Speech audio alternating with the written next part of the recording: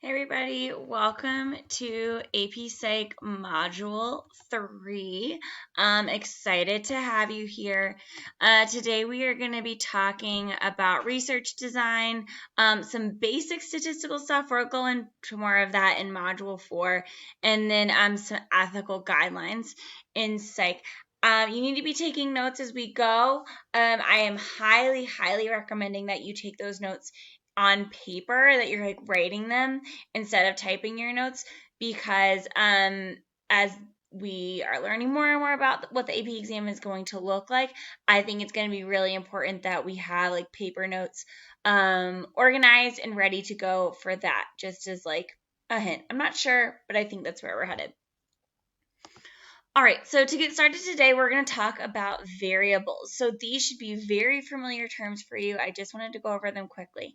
So first is an independent variable. This is also known as the treatment, and it's what the experimenter is changing. We also have a dependent variable, which are the results or what the experimenter is measuring. And then lastly, we have those confounding variables, so factors that experimenters did not plan for, but they're impacting the results of a study. So let's do some quick practice. So if my hypothesis for my study is that if a subject takes SSRIs, then their symptoms of depression will decrease. So here's a little review from some other units for you as well. But what is my independent variable, dependent variable, and then some potential confounding variables? Press pause and identify those things for yourself. All right, so the independent variable here would be those selective serotonin reuptake inhibitors. We've learned about those, right? The drugs that are often used to help people experiencing depression.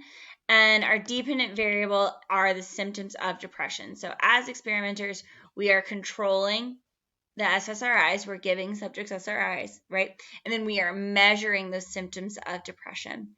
And then potential confounding variables. Oh, sorry.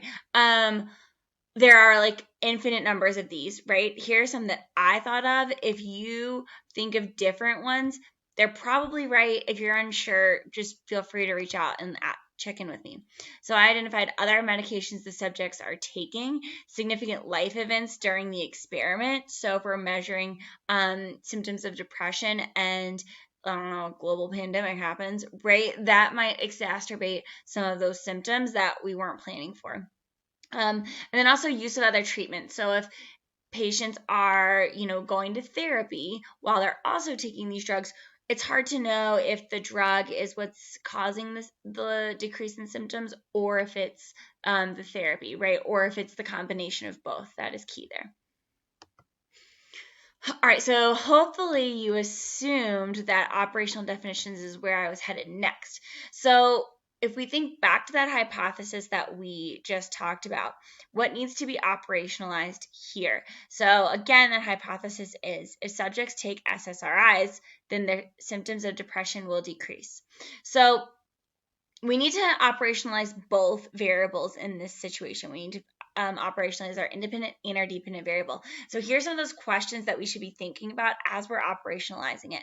So what drug and dosage? There's a bunch of different SSRIs on the market, right? We need to identify which one we're talking about specifically, and the dosage.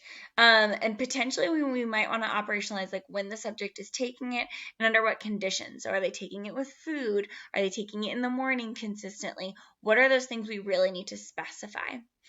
And then we also need to operationalize the symptoms of depression and how we're measuring that. So we could maybe use reported feelings on a survey, number of hours spent sleeping during a day, or a number of social interactions during a day. All right, so something else we need to talk about when we're designing an experiment is random sample and random assignment. So these are two terms that often get pretty confused, so it's important to really be sure about them.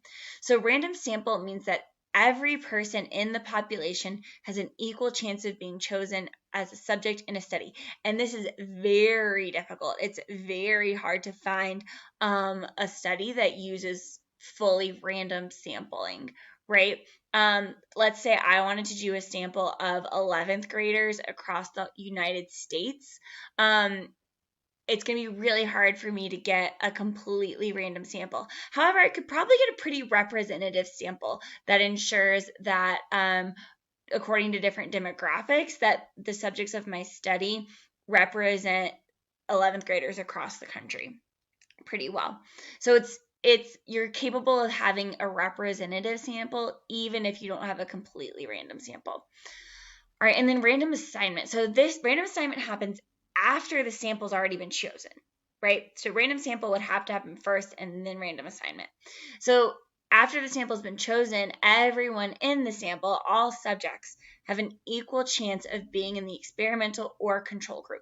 This is less difficult, and we see this very commonly across experiments in the psychology world. So it's usually done electronically with like a random number generator, but you could also like roll a dice or like draw a name out of a hat, right? There's a lot of ways to randomly assign people to either the experimental or the control group. Both of these are done. The purpose of both of these is to reduce experimenter bias. All right, so if we think about experimental design, experiments are typically either blind or double blind. So a blind experiment means that subjects don't know if they're in the experimental or the control group or what condition they're receiving, right? And again, this is helping to eliminate some of that bias. So let's say we're doing a drug study, just like we talked about with the SSRIs, and we're giving our control group a placebo. Subjects wouldn't know if they're getting the placebo or the actual drug. And then in a double-blind study, subjects and experimenters don't know who's part of the experimental or the control group. So someone else, like a research assistant or someone that's not the person in charge of the experiment, is assigning those experimental and control groups so that there isn't bias in collecting that data either. So the next thing we talk about are ethical considerations. So most experiments and studies cause some level of stress to subjects. And so it's pretty impossible to completely avoid any level of stress when we're doing psychological experiments especially, right? What has to be decided is how much stress is reasonable for the outcome and who's benefiting from these outcomes. So if we think about that experiment that we just talked about, using SSRIs to decrease symptoms of depression, it might be worth putting some people through a little bit more stress if it's going to really benefit people with depression moving forward, if this could be a really game-changing drug. But that's all decided by an institutional review board or an IRB. So this is a group that approves experiments and studies before they happen to ensure that studies meet ethical guidelines. So this is a group of people that decides, like, is the amount of stress reasonable? Is the benefit worth the risk here? And a lot of times that they will come back to experimenters and say, overall looks good, but you need to change these 3 things before you can move forward, just to make sure those ethical guidelines are really being considered and covered. So what is ethical? That's like pretty confusing sometimes. So we have the placebo effect, which we talked about a little bit before, right? And technically, the placebo effect involves lying to participants, but it's necessary to determine causation in drug studies, right? Without comparing to a control group, it's really hard to determine causation, but it is lying. So a lot of times the placebo effect is considered ethical, as long as other ethical considerations are taken, like informed consent. So we can't just like give people drugs, right, without telling them and without them consenting to being participants. So they have to agree to participate, and they also have to have the option to drop out at any point, right? So if a participant decides, like, you know what, actually I don't want to do the study anymore, experimenters have to let them drop out if they want to. And they need to know in general what's being studied. Now, this is a tricky part that usually IRBs need to support with, of like, they need to know in general what's being studied, but we don't want to give too many details because that could lead to bias. So there's a very delicate balance there with how much participants should be told before they actually participate in the experiment.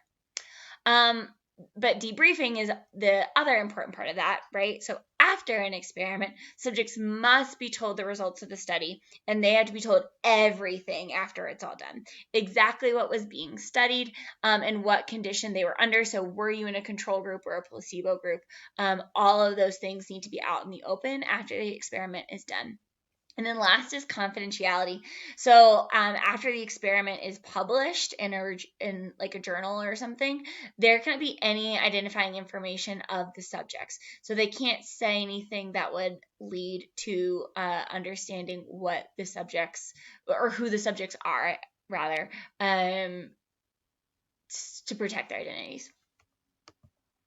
All right, so that's all the direct instruction for today. You're going to be moving on and doing a little exploration for yourself next, where you'll be looking at an actual psychological experiment and identifying some of these considerations therein. I hope you have fun and reach out with any questions that you have.